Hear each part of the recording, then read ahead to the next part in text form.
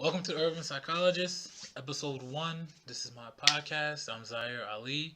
I'm a first year PsyD and PhD student at Rutgers University in New Jersey. And today we have. Hi, I'm Vanessa Hatton. I'm a second year student in social psychology at Rutgers. Yeah, so I met Vanessa in this lab. I can't tell you all that because that's private info. But, yeah, so our topic of the day is, none other than new school year, you know? So, Vanessa, are you, excited about your school year this year? Oh, well, I'm like half excited, half nervous, a little stressed. Second year has already proven to be a little more daunting than last year. So, a little stressed, but nothing I can't tackle. What about you? Uh, you know, like, I finished my master's last December, in counseling psych. Then I started at MPH in the spring. I started that part time because I knew I wanted to, eventually, go on for a PhD or PsyD or something. So now I'm here at the PsyD, but I don't know, I had my first week of classes, I'm almost done. I have a class tomorrow, which is Friday. But, I don't think I'm, stressed or anything. I'm just, let's go. I'm more, just determined to, do this. Cause I'm doing a lot, so I'm taking, I'm overloading credits already. Cause I'm doing, two programs. So I want to get it done. But Yeah. everybody's like, oh, are you sure? It's not a lot. How are you going to do it? I'm like, bro, first off, I know it's a lot. But, it just makes me even want to, work harder to be more focused. Because, I'm doing a lot. But, I want to prove. I don't know. It's kind of like a chip on my shoulder. Because, Right. people are like, oh, are you sure you want to do that? I'm like, yeah. And watch how good I am, Right. So it's Right. There's nothing wrong with that. yeah, it's let's go. And, even during my master's, I was working full-time research assistant during the week. I was doing research during the week, 35, 40 hours a week. Then I did AB on the weekend. Mm-hmm. So, because I needed money, I'm doing this by myself. AB. ABA, so Applied Behavior Analysis, working with students and kids on the spectrum. Okay. So, it was I was busting my butt during my master's. Yeah, you were always busy last year. Yeah. But, so I'm this is going to be, easier, because, I'm just doing school, and I have no outside jobs no more. Right, yay. Yeah, so no, everything's Rutgers in school. So it's everything's within school. So everything's gonna be flexible and just reasonable. Mm-hmm. So it's all right, bet, let's go. But I don't know. You saying you're a little nervous, excited. Why? Mm-hmm. Where do the nerves come from? Why are you nervous right now? Well, for this year. Yeah, this year I have to tackle my master's thesis. So yeah. Well, explain what does that mean? What is a master's thesis? Okay. How is that different from any other thesis? Okay. Yeah. So I came into this program straight from undergrad, which means I don't have a master's. And she's smart. Thank you. I don't have a master's, so I have to earn it along the way in the PhD program. So usually that means my proposal is due by the third semester of my school year, which means, or of my experience here, my years here. By the end of the third semester, I have to have my master's proposal in, which is the end of this year. And so the proposals I've seen from this department are usually about 30 pages long. Oh, single or double spaced? I think double spaced. Either way, it's pretty long. So yeah, 30 pages of me proposing an experiment that I'd like to do.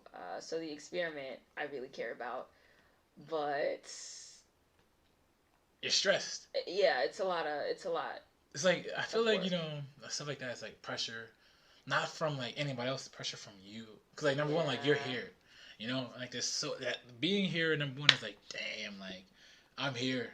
So what do I do? It's yeah, and there's a lot of people in the department kind of push you off the cliff, so to speak, as far as learning how to do research. So research is very independent, and it's kind of I'm getting paid to fail at it and figure it out, which is scary.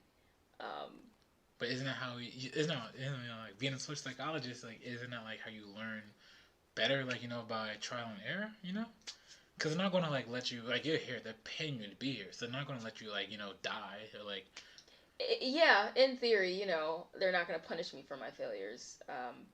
So how bad can you really fail? It's not like you're failing out of class, Yeah. So, yeah. What do you mean? Explain more if you don't mind. It's just not fun to fail. I don't think anyone in this department enjoys it, so I don't want, for example, my research experiments to be null or my hypotheses to be incorrect or to be bad at it. I just don't want to be bad at it. But no one knows what that means, so everyone's just kind of like, oh, I don't want to be bad at this thing. And we're like, bad at what? And if someone were to ask anyone else in the department that question, like, well, what do you mean bad at it? They wouldn't be able to answer the question. But like, isn't that perceived fear? Like, isn't that like like coming from like my perspective, like like a more clinical perspective? That perceived fear is just motivation, because like you're scared to to be bad. You're gonna ruminate about being bad, worry about being bad, and you're gonna work that much harder. So in hindsight, like when you're done, you're like, damn, like I'm actually really good at this, like because you're working hard, like you're not taking any breaks. They're like, oh, that wasn't that bad. It was all perception. It was all like fear, which isn't a real thing. It's like just my own stress, my own anxiety. Yeah, I hope I'll be able to adopt that perspective one day. Like you don't think you will? Like you sound like very like like. I mean, I'm gonna make it through the program, but I'm still scared. Yeah. I allow myself to feel the emotions that I feel, and fear is one of those. I'm okay with it. I've made my peace with it. I'm not going to say fear is a motivator for me. My optimism about coming through on the other side, more so, I think, is my motivation for me. Yeah. Fear, it's just fear. Yeah, of course. But it's a thing that a lot of grad students feel that they won't really admit to feeling. Well, thank you for admitting it, right now. Like, yeah. That's pretty dope. That's pretty dope. Yeah.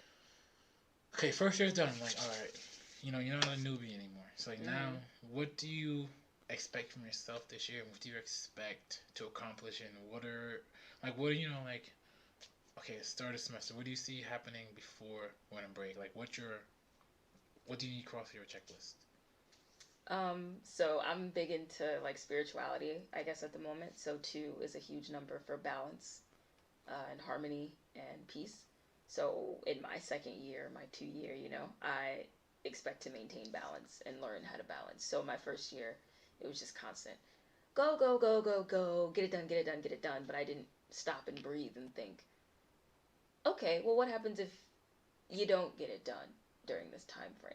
9 times out of 10, absolutely nothing happens when you don't get it done in a certain time frame, especially in academia.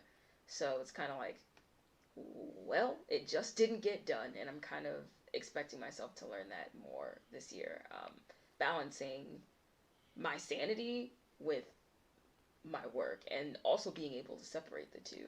So I can't continue to draw sanity from my work, because we're psychologists and people are insane. So there's not going to be facts. Sanity in this. Yo, big facts. Like, yeah. Literally, like, after I came to a certain point, during my master's, I was like, bruh, like, it's okay, if I don't get a 99 on this paper, or if I don't get, like, this paper, this proposal entered in, like, the conference next year. Because, like, at the end of the day, like, we're all working toward the same goal, and right now is right now. But yesterday happened. Tomorrow's not even here yet, so I don't even know what's gonna happen. And all I know is I just gotta be present and be mindful of like my now, and everything else just seems to like fall into play. Like if you never lose like sight of the end, everything else just literally is just a piece of the puzzle. Then you're like, oh crap, like. That's what's up. Like that's why all of this was so hard, because this beautiful, piece of art I created, which is, your work, the connections you made with people, the associates you made, like all that is a part of this. Like I learned, it helped me get the farthest within like my masters, and even now is like just the people I've met, and like the connections I made, and just small talk. Yeah. Because a lot of people, like you said, we're insane. A lot of people don't want to like draw sanity from their work. So a lot of times, 9 times out of 10, if you connect with like that professor or that person you want to do research with, or whoever it is, 9 times out of 10, if you guys are in the same realm, obviously you have common interests or some commonalities, but they're like, yo, like, can I talk to this person? Like, how is their human side? And that's the most important like aspect of like all this, I realized, because We're all going to get a degree. We're all going to be something. We're all going to be somebodies within this, this whole realm. But it's like, okay, out of those somebodies, who could really show me their true colors? Who could show me their guts? Who could open up and be vulnerable? Yeah, that's a huge ask in academia. It's hard, right? Yeah. Yes. Why do you think that? I kind of have a running theory about the type of people that go into academia, and yeah, I'm not sure I should say it. Don't think I should say it, but I do think that there's a certain type of person in academia, and that type of person will also struggle with vulnerability to an unhealthy degree. A lot of people in academia are overachievers. A lot of people in academia, not to say that you have to be successful to be in academia. That's more to say most people who are here have an overachiever personality. And they compete for accolades and academic success even after they stop getting grades for their work. So, yeah, I think that type of person struggles with vulnerability. Despite all the things that we study psychologically, we are bad at putting it into implementation. Or we're bad at implementing it, I should say. Sorry. That is true. Like we were talking about that yesterday. One of my classes. How we learn all these theories as a clinician, future clinician. Like we learn these theories, we learn all these theories, all these different theories. We learn different case studies. We learn how to write all these different notes. But it's like, okay, like where's the researcher? Where's the help for the helper? When the human being who is taking everybody's sanity, everybody's problems, everybody's issues, who's there to help them? We get supervision. But like, who's there? The psychologist. Yeah, who's there to help you? Like, who's there solely to be your helper? But even then, like, after you unwind and unload your load on the helper who's helping you, who's gonna help them? So it's like this funny thing. Like we could tell somebody how to stop smoking 10 cigarettes every hour, but we can't tell ourselves to stop reading, for the next journal we're trying to write, or just to relax and sit back. It's like this. It's just weird. It's a weird cycle. Yeah, this weird cycle, this weird unhealthy balance that we don't have. So like number 2 is huge. Like let's balance, Like speaking of class, all right. So yesterday in class, we were talking about. We were like first day of class, What class is this? Stats. Oh. Yeah, stats, right? So we're in class. Everybody's talking about. We're going to do like introductions, like, hey, like my name is whatever. This is what I'm studying. Blah blah blah. Then we go around, get to me. It's like, yeah, like my name is, Zaire.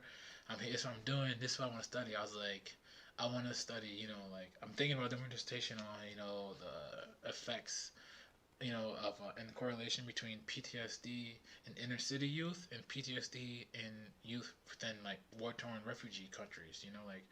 And see the correlation, see how they play together, because at the end of the day, a dead body is a dead body.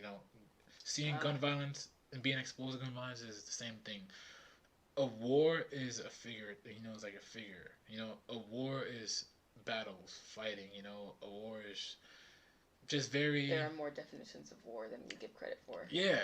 So like and who's to say somebody in Syria or from Iraq or from like in African places that are warring, who says that what they're feeling and their trauma is any different than somebody in inner cities such as like Chicago, places in New Jersey like Camden, Trenton, places like that where there's trouble, there's wars going on, all of that. So who's there to say that there's no difference?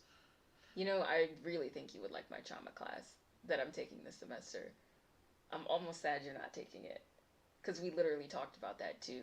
The professor was saying how when people talk about trauma, they only think about war refugees or like veterans. She's like, but there are so many different types of trauma that we don't account for that happen in everyday life. And she's like, you never know when you're going to experience trauma until you experience it. And so we need to start changing our perspective of what trauma is. Her name, not her name, but yeah. So, Vanessa, I was just curious, like you're year 2 in your PhD, at one of the best social psych programs in the country. So I'm just curious, like, what advice would you give to any first year PhD students, whether it be social sciences, STEM, just anything? What would you be like, yo, before you start, this is what you need to know? Um, I think I would say your only competition is yourself, and stop competing with yourself so much. There's okay, so no one in your department is going to sign your degree other than your advisor and the chair of the department. That's not to say you need to kiss up to them. That's to say everyone else is white noise, and background information.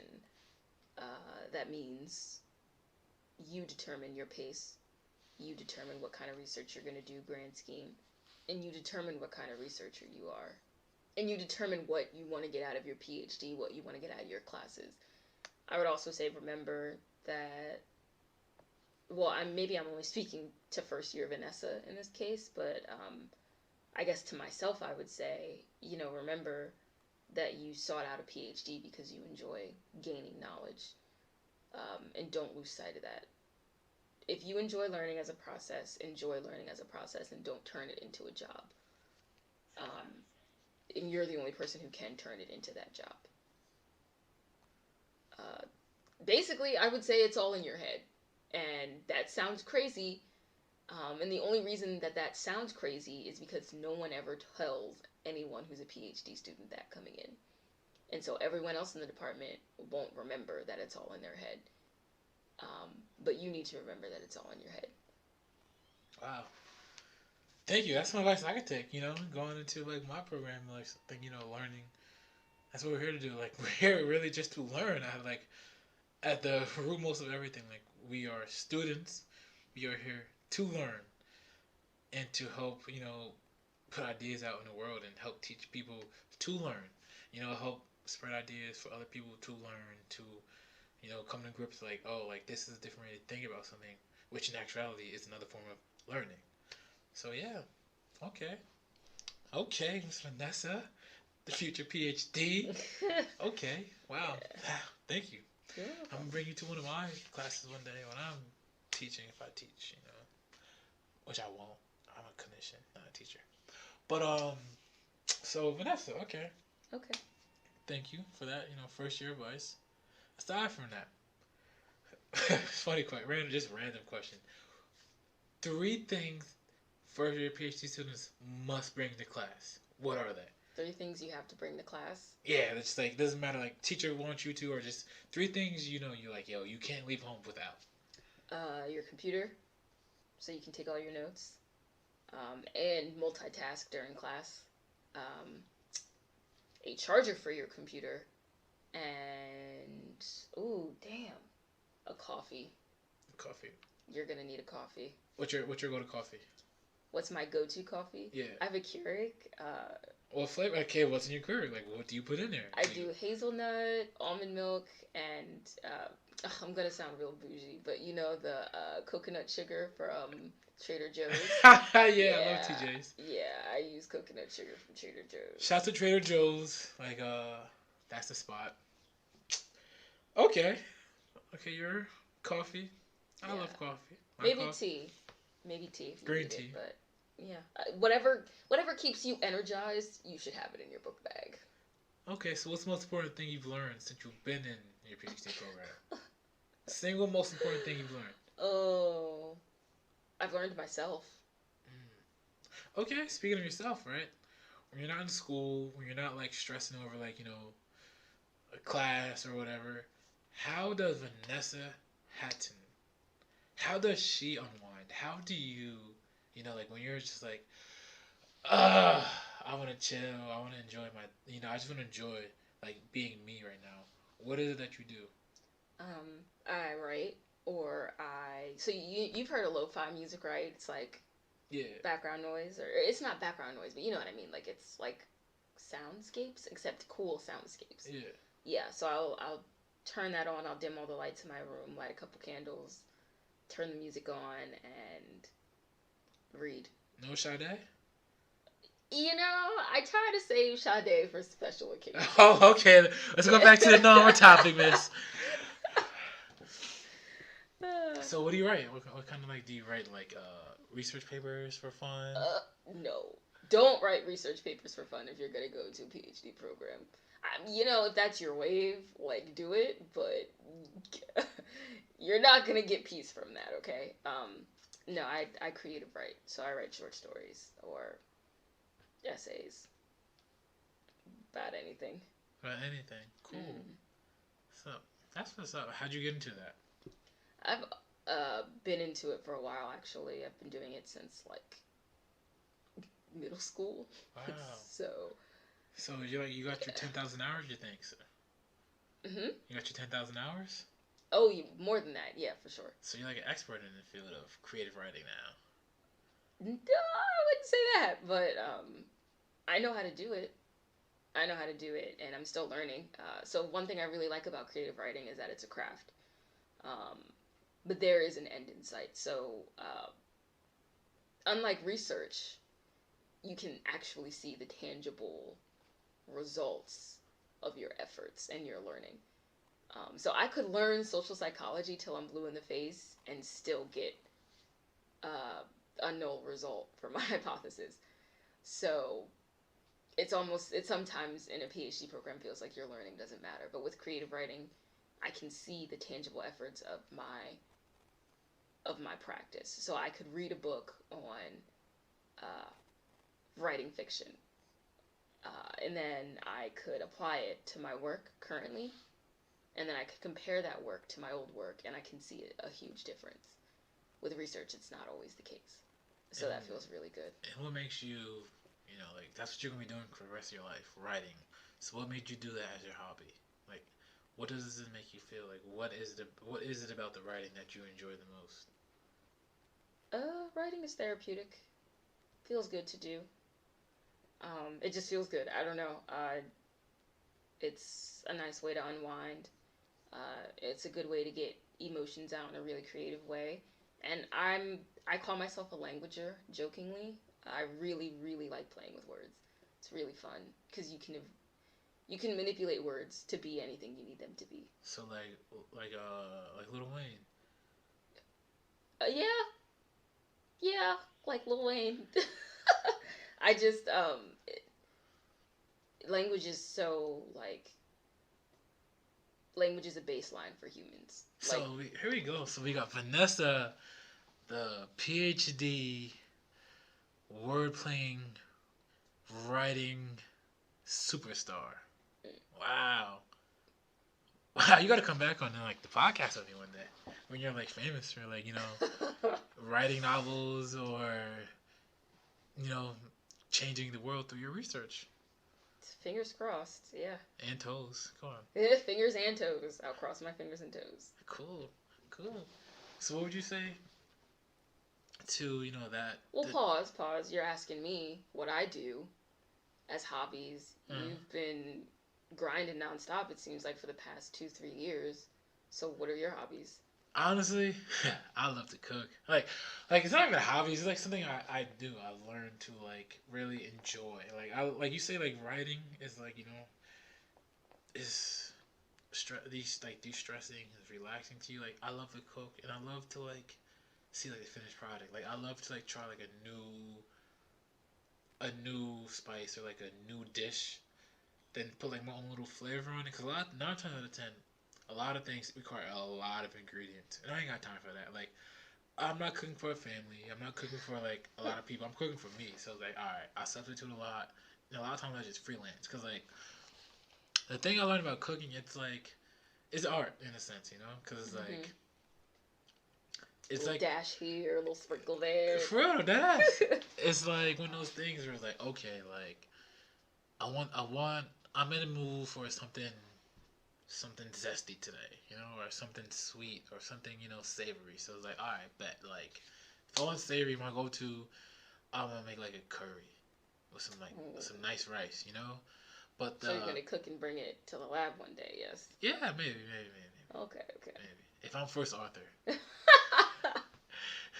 Shout out to sis. If I'm first author, I'll bring some food. But yeah, like the thing about cooking is like and you're chopping the onions up, you're chopping the peppers up, you cut the chicken just right, you season just right, then you put it all in your frying pan or in the oven. Then you see it, like you put the food in as an incomplete item. It's like it's not the Picasso yet. Like you put it in there, you season it up, you take a little taste here and there. And you're like, okay, it needs a little more of this. Then it's a process, literally. Then like when it's all done, you smell the aromas of it. Then you're like, man, I made that. Then next thing you know, you take a bite of it. Is it like two reactions whenever I cook food? It's like, okay, it's not bad, but I could do this differently. Or my favorite reaction, I take a bite of it, I like low key like pass out and die because it tastes so damn good. It's like, you had like something so good, you put it in your mouth and you're like, oh my god, like it's like a thug tear almost comes out of you. So that's how I feel. That's what cooking does to me. So it's like, it's fun, So, and like it was trial and error. Like my mom was like, oh, like you gotta learn how to cook if I can't cook for you all the time if you're always hungry. Then plus I did sports, so I had to be on point with my nutrition. So just learn. So it's been like a so thing. you're Chef Boyardee basically. Chef Boy or urban psychologist. But yeah, so I'm alright. I just gotta work my presentation better because like. Oh, you gotta make it look pretty. Yeah, like when I cook, I just cook, not eat. It tastes good, but like when I have friends over, or like when I get like married and stuff, like I gotta make it look good so people want to eat it. It's gonna taste good, but it look good all the time. But that's my thing. I like to cook. I like to watch anime. I like to just be lazy sometimes because like that's like being lazy and just staying home is like people don't really give it as much credit as it deserves. But like, if you're going into academia, give laziness the credit it deserves. Yeah, because like some days, like I remember like after I finished all my research over the summer, report writing, blah blah blah. Literally, I just sat down on my couch one day and I was like, yo, I am not getting up at all unless I want food or I gotta use the bathroom. Because it's one of those days that it's just like, yo, like I don't need to do anything. There's no deadlines. There's no nothing. I could just be with myself and like just be like a little kid because like I don't have anything to do. Bills are paid, emails are sent, phones on silent. Like I'm chilling right now. It's all about like finding ways to decompress and just be mindful of your life because like nobody's life is better than yours. Like J. Cole said. Damn, he said something I forgot. But yeah, so yeah, that's it. Thank you for sharing. Your little hobby. Your writing. Hopefully, when I read one of your books, I'm like, shout out, look out for Vanessa Hatton, PhD. Her fiction, sci-fi novels, whatever it's going to be. Look out.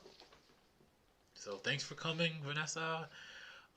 Even though I came to you in your lab, but like, thanks for our here. lab. Oh yeah, I am in a lab. Yeah, I'm not a lab assistant. But yeah. To the dismay of some. Yeah. Yeah. Don't be petty. But being petty is a part of academia too. You have to be very petty. It's subtle at it. Yeah, and it's so fun because like when you're smart.